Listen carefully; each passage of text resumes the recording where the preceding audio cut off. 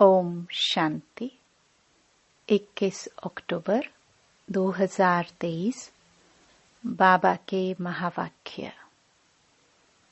मीठे बच्चे सदा खुशी में तब रह सकेंगे जब पूरा निश्चय होगा कि हम भगवान वाच्य ही सुनते हैं, स्वयं भगवान हमें पढ़ा रहे हैं। प्रश्न। ड्रामा अनुसार इस समय सभी प्लान क्या बनाते हैं और तैयारी कौन सी करते हैं? उत्तर।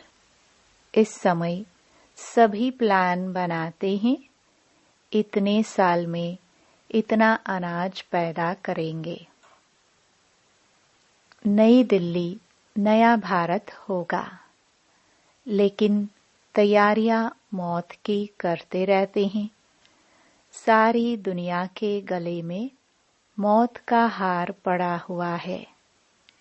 कहावत है, नर चाहत कुछ और, भई कुछ औरे की और।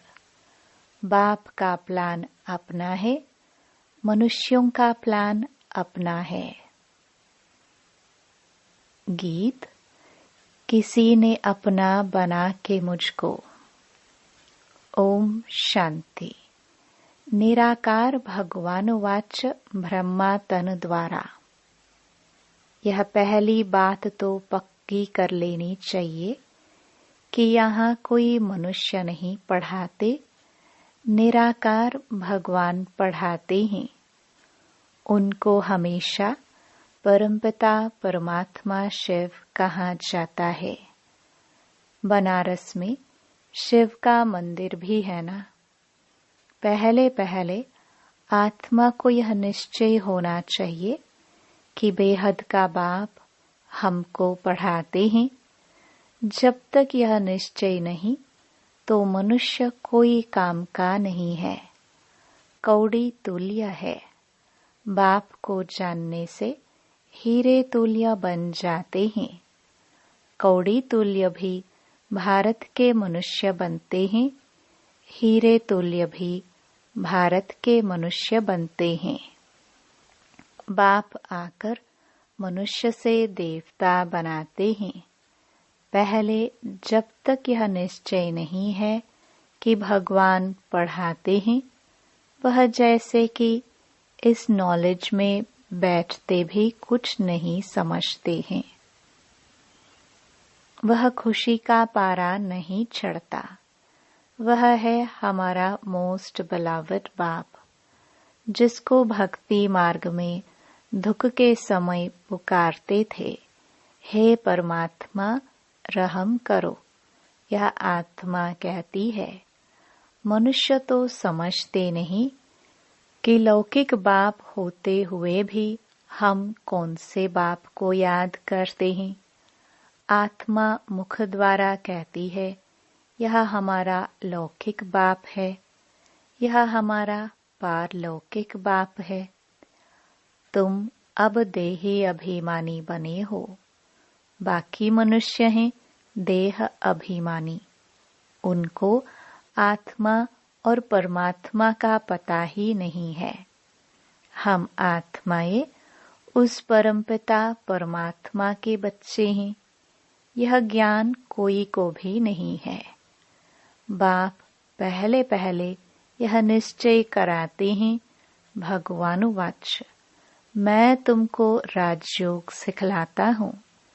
तुम देह सहित देह के जो भी संबंध हैं उनको भूल अपने को आत्मा निश्चय कर मुझ बाप को याद करो। कोई मनुष्य व कृष्ण आदि ऐसे कह न सके। यह है ही झूठी माया, झूठी काया, झूठा सब संसार। एक भी सच्चा नहीं। सचखंड में फिर एक भी झूठा नहीं होता। यह लक्ष्मी नारायण सचखंड के मालिक थे, पूज्य थे। अभी भारतवासी धर्म भ्रष्ट कर्म भ्रष्ट बन पड़े हैं। इसलिए नाम ही है भ्रष्टाचारी भारत। भ्रष्टाचारी भारत सतयुग में होता है। वहाँ सब सदैव मुस्कुराते हैं, कभी बीमार रोगी नहीं होते। यहाँ भल कहते हैं फलाना स्वर्ग पधारा, परंतु जानते कोई भी नहीं है। इस समय का राज्य भी मृग तृष्णा के समान है। एक हिरण की कहानी है ना। पानी समझ अंदर गया और दलदल में फंस गया। तो इस समय है दुबन का राज्य। जितना श्रृंगारते हैं उतना और ही गिरते जाते हैं। कहते रहते हैं भारत में अनाज बहुत होगा, ये होगा, होता कुछ भी नहीं। इसको कहा जाता है नर चाहत कुछ और की और भई। बाप कहते हैं यह कोई राज्य नहीं है। राज्य तो उनको कहा जाए जहाँ कोई किंग क्वीन हो। यह तो प्रजा का प्रजा पर राज्य है। इररिलीजियस अनराइटियस राज्य है। भारत में तो आदि सनातन देवी देवताओं का राज्य था। अभी तो कितने धर्म भ्रष्ट कर्म भ्रष्ट बन गए हैं। ऐसा और कोई देश नहीं जो अपने धर्म को नहीं जानते हो। कहाँ भी जाता है रिलीजन इज माइट। देवताओं का तो सारे विश्व पर राज्य था।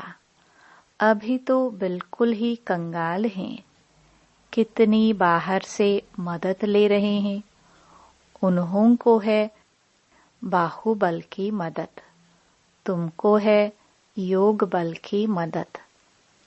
तुम बच्चे जानते हो मोस्ट बिलवड बाप है जिससे हमको 21 जन्म के लिए सदा सुख का वर्षा मिलता है। वहाँ कभी दुख की, रोने आदि की बात ही नहीं। कभी अकाले मृत्यु नहीं होती। न तो आजकल के मुआफिक इकट्ठे 4-5 बच्चे पैदा करते हैं। एक तरफ देखो खाने के लिए नहीं है, कहते हैं बर्थ कंट्रोल करो। नर चाहत कुछ और। समझते हैं न्यू दिल्ली नया राज्य है, परंतु है कुछ भी नहीं। मौत सबके गले में पड़ा है। मौत की पूरी तैयारी कर रहे हैं। बरोबर 5000 वर्ष पहले मुहाफिक यह वही महाभारत लड़ाई है। बाप कहते हैं यह तो कोई राज्य नहीं है। यह मृग तृष्णा मिसाल है। द्रौपदी का भी मिसाल है ना। तुम सब द्रौपदिया हो। बाप का तुमको फरमान है कि इन विकारों पर जीत पहनो। हम प्रतिज्ञा करते हैं हम सदा पवित्र रह भारत को पवित्र बनाएंगे। यह पुरुष लोग पवित्र रहने नहीं देते। कई गुप्त गोपिकाएं कितना पुकारते हैं कि यह हमको मारते हैं। तुम जानते हो यह काम महाशत्रु तो मनुष्य को आदि मध्य अंत दुख देने वाला है। बाप कहते हैं इस पर तुम्हें जीत पानी है। गीता में भी है भगवानुवाच काम महाशत्रु है, परंतु मनुष्य समझते नहीं। बाप कहते हैं पवित्र बनो तब तुम राजाओं का राजा बनेंगे। अब बताओ राजाओं का राजा बनना है या पतित बनना है। यह एक अंतिम जन्म बाप कहते हैं मेरे खातिर पवित्र बनो। अपवित्र दुनिया का विनाश, पवित्र दुनिया की स्थापना हो जाएगी। आधा कल्प तुमने विष पीते पीते इतना दुख देखा है। तुम एक जन्म यह नहीं छोड़ सकते हो। अब पुरानी दुनिया का विनाश और नई दुनिया की स्थापना हो रही है।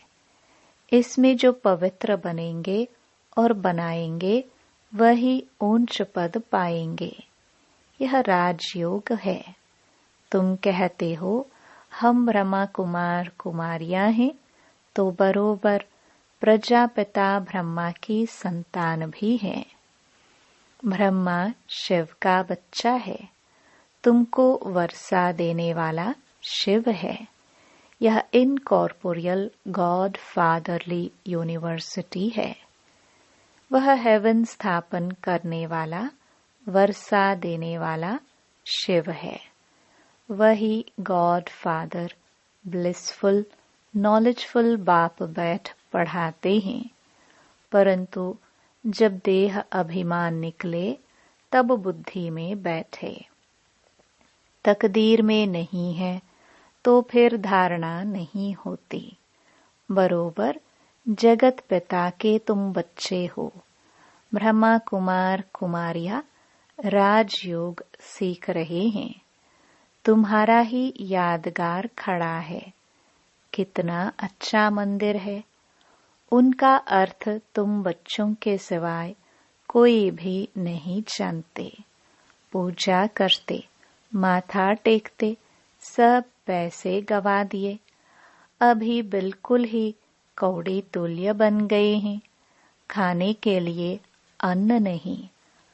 अब कहते हैं बच्चे कम पैदा करो।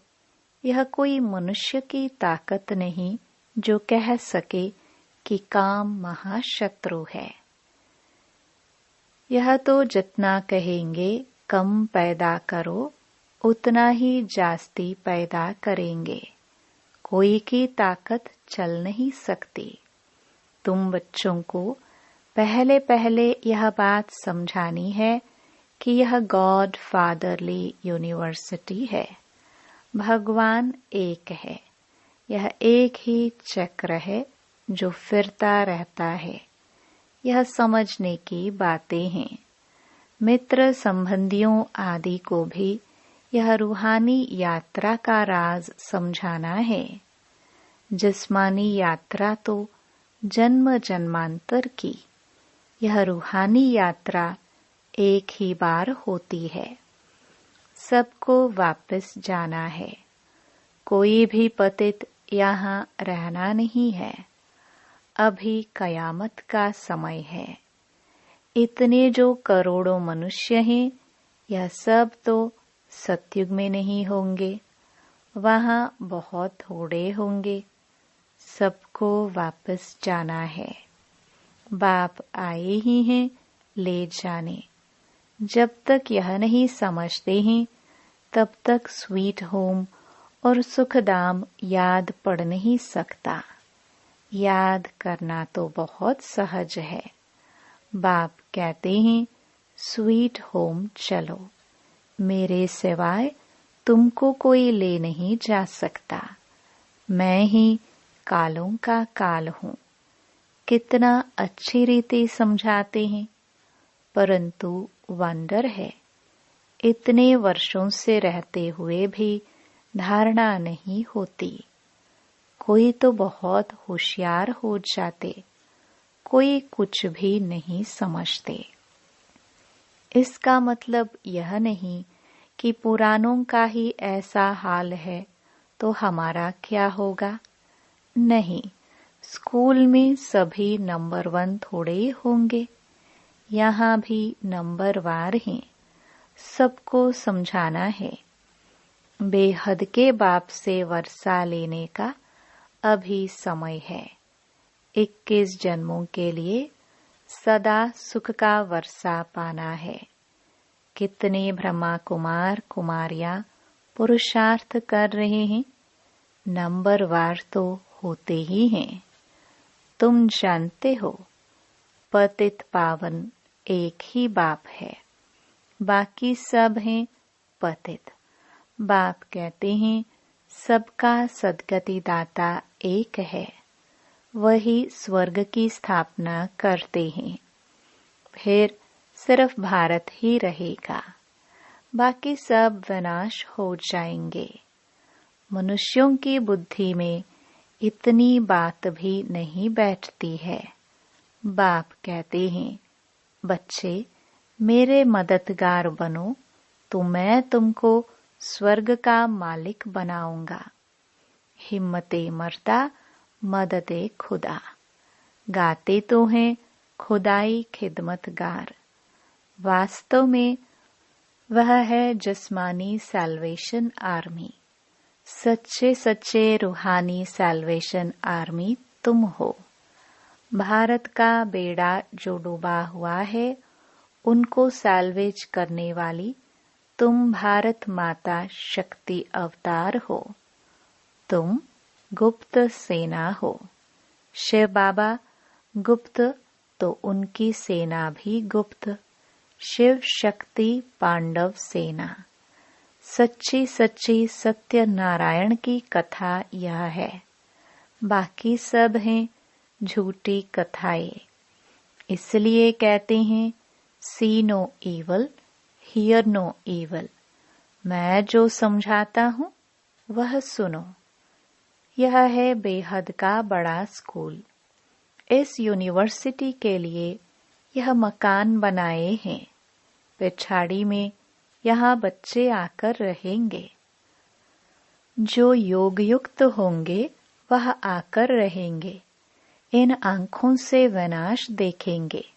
जो स्थापना तथा विनाश का साक्षात्कार तुम अभी दिव्य दृष्टि से देखते हो, फिर तुम इन आंखों से देखेंगे। इसमें बड़ी विशाल बुद्धि चाहिए। जितना बाप को याद करेंगे उतना बुद्धि का ताला खुलता जाएगा। अगर विकार में गया तो एकदम ताला बंद हो जाएगा। स्कूल छोड़ दिया तो फिर ज्ञान बुद्धि से एकदम निकल जाएगा। पतित बना फिर धारणा हो ना सके। मेहनत है। यह कॉलेज है विश्व का मालिक बनने लिए। यह ब्रह्मा कुमार कुमारियां शिव बाबा के पोत्रे पोत्रियां हैं। यह अब भारत को स्वर्ग बना रहे हैं। यह रूहानी सोशल वर्कर्स हैं जो दुनिया को पावन बना रहे हैं। मुख्य है ही प्योरिटी। श्रेष्ठाचारी दुनिया थी, अभी भ्रष्टाचारी है। यह चक्र फिरता रहता है। यह दैवी झाड़ का सैपलिंग लग रहा है जो आहिस्ते आहिस्ते वृद्धि को पाएगा। अच्छा, मीठे मीठे सिखिलदे बच्चों प्रति मात पिता बाप दादा का याद प्यार और गुड मॉर्निंग। रूहानी बाप की रूहानी बच्चों को नमस्ते। धारणा के लिए मुख्य सार। पहला, सच्चे सच्चे रूहानी सैल्वेशन आर्मी बन भारत को विकारों से सैल्वेज करना है। बाप का मददगार बन रूहानी सोशल सेवा करनी है। दूसरा, एक बाप से ही सत्य बातें सुननी है। Hear no evil see no evil. इन आंखों से पिछाड़ी की सीन देखने के लिए योग युक्त बनना है। वरदान, अपसेट होने के बजाय हिसाब किताब को खुशी खुशी से चुकतू करने वाले निश्चिंत आत्मा भव। यदि कभी कोई बात कहता है तो उसमें फौरन अपसेट नहीं हो जाओ। पहले स्पष्ट करो या वेरीफाई कराओ कि किस भाव से कहा है। अगर आपकी गलती नहीं है तो निश्चित हो जाओ। यह बात स्मृति में रहे कि ब्राह्मण आत्माओं द्वारा यहाँ ही सब हिसाब किताब चुकतो होने हैं। धर्मराज पुरी से बचने के लिए ब्राह्मण कहाँ न कहाँ निमित्त बन जाते हैं। इसलिए घबराओ नहीं, खुशी खुशी से चुकतो करो। इसमें तरक्की, उन्नति ही होनी है। स्लोगन। बाप ही संसार है, सदा इस स्मृति में रहना, यही सहज योग है। मातेश्वरी जी के मधुर महावाक्य। अजपा जाप अर्थात निरंतर योग, अटूट योग। जिस समय ओम शांति कहते हैं तो उसका यथार्थ अर्थ है मैं आत्मा उस ज्योति स्वरूप परमात्मा की संतान हूँ। हम भी उस पिता ज्योतिर्बिंदु परमात्मा के मुआफिक आकार वाली हैं। बाकी हम सालिग्राम बच्चे हैं, तो हमें अपने ज्योति स्वरूप परमात्मा के साथ योग रखना है। उससे ही योग रखकर लाइट माइट का वर्षा लेना है। तभी तो गीता में स्वयं भगवान के महावाक्य है, मन मना भव। मुझ ज्योति स्वरूप पिता के समान तुम बच्चे भी निराकारी स्वरूप में स्थित हो जाओ। इसको ही अजपा जाप कहा जाता है। अजपा जाप माना कोई भी मंत्र जपने के सिवाय नेचुरल उस परमात्मा की याद में रहना। इसको ही पूर्ण योग कहते हैं। योग का मतलब है एक ही योगेश्वर परमात्मा की याद में रहना। तो जो आत्माएं उस परमात्मा की याद में रहती हैं, उन्हों को योगी अथवा योगिनिया कहा जाता है। जब उस योग अर्थात याद में निरंतर रहे, तब ही विकर्मों और पापों का बोझ नष्ट हो और आत्माएं पवित्र बने, जिससे फिर भविष्य जन्म में देवताई प्रारब्ध मिले। अब यह चाहिए नॉलेज, तब ही योग पूरा लग सकता है। तो अपने को आत्मा समझ परमात्मा की याद में रहना, यह है सच्चा ज्ञान। इस ज्ञान से ही योग लगता है। अच्छा, ओम शांति।